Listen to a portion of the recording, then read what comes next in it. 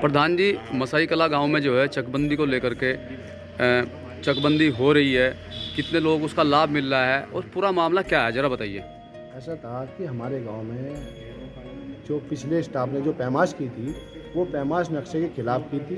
कुछ मेरे ऐसे किसान भाई थे जिन्हें ज़मीन नहीं मिल पाई थी, तो उस बीड़ा को, उस विजन को लेकर जब मैं चला और मैंने अपनी बात जब डीएम साहब के सामने रखी कि डीएम साहब, हमारे गांव में कुछ किसान हैं जिन्हें आज तक ज़मीन नहीं मिली, कुछ हमारे गांव में नक्शे के खिलाफ पैमाश की गई थी, वो सारी बातें उन्होंने फिर अपनी भाई उनसे पूछा कि भाई वाकई में क्या ऐसी स्थिति है। तो फिर यहाँ से चकबंदी डिपार्टमेंट में लिखित में यहाँ से लेटर गया कि हाँ, इस गांव में 80% पैमाश नक्शे के खिलाफ की गई है। तो फिर डीएम साहब के आदेश पे आज हमारे गांव में पैमाश चल रही है। लगभग काफ़ी समय हो गया पैमाश चलते हुए, और रोज़ाना मेरे को शाम को जब पता चलता है कि आज स्वामी जी, आज इतने किसानों को ज़मीन मिली जिन लोगों के पास ज़मीन नहीं थी, किसी को 6 बीघे, किसी को 8 बीघे, किसी को 11 बीघे, किसी को 2 बीघे। और आज शाम को मुझे जब पता चला कि हमारे गाँव में एक सलेखचंद, ईश्वरचंद और एक जो है अपना भाई पवन लक्ष्मीचंद, इन्हें चारों को 4 बीघा ऐसी ज़मीन मिली जो उनकी काश की ज़मीन थी, जो आज बेशकीमती ज़मीन थी, वो आज उन्हें मिली। अभी 2-3 दिन पहले हमारे ओम प्रकाश लाला जी हैं, उनकी 3 बीघा ज़मीन थी। तो इस प्रकार ऐसे हमारे बहुत सारे किसान हैं जिन्हें इस पैमाश के समय ज़मीन मिल रही, और इस बात को देखते मुझे बड़ी खुशी मिलती है। रहा यो प्रधानता का यो पद, ये तो आता जाता रहता है, ये तो ऐसा तो नहीं कि हमेशा एक आदमी पर रहता है, और लेकिन इसके करे हुए काम हमेशा जिंदा रहते हैं। और भाई मैं ये काम अपने इसी टाइम पर कर रहा, और मुझे बड़ी खुशी मिलती है जब मैं अच्छे काम करता हूँ। प्रधान जी, जैसे गांव में पैमाश हो रही है, पैमाश को लेकर के कुछ लोगों का ये भी मानना है कि जो कुछ हुआ वो गलत हुआ, उन लोगों को लेकर आप क्या कहना चाहेंगे जिन्होंने ज़मीन ज़्यादा बाहर रखी थी, उन्हें लेकर आप क्या कहना चाहेंगे?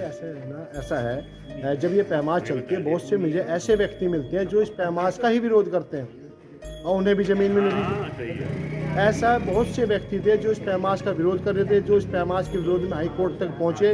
लेकिन आज मुझे पता चल रहा कि कुछ ऐसे किसान भी थे जो विरोध करने वालों को भी ज़मीन मिल रही, किसी को 2 बीघे मिलती है तो किसी को 3 बीघे मिल रही। वो कहते हैं ना, बड़े आदमी ने कहा कि सच्चाई को परेशान करा जा सकता पर उसे दबाया नहीं जा सकता। वो कहना आज फील हो रहा।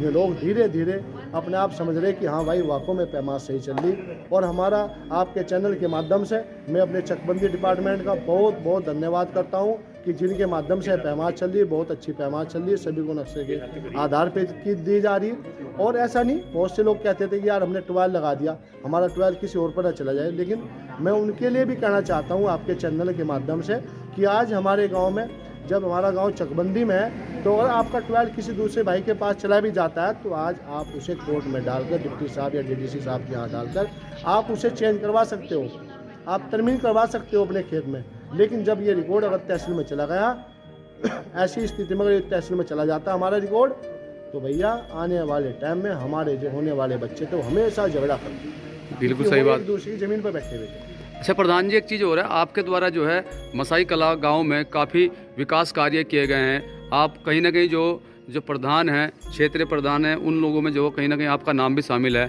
आपके द्वारा जो मसाई कला गांव में अभी तक क्या क्या कार्य किए गए हैं?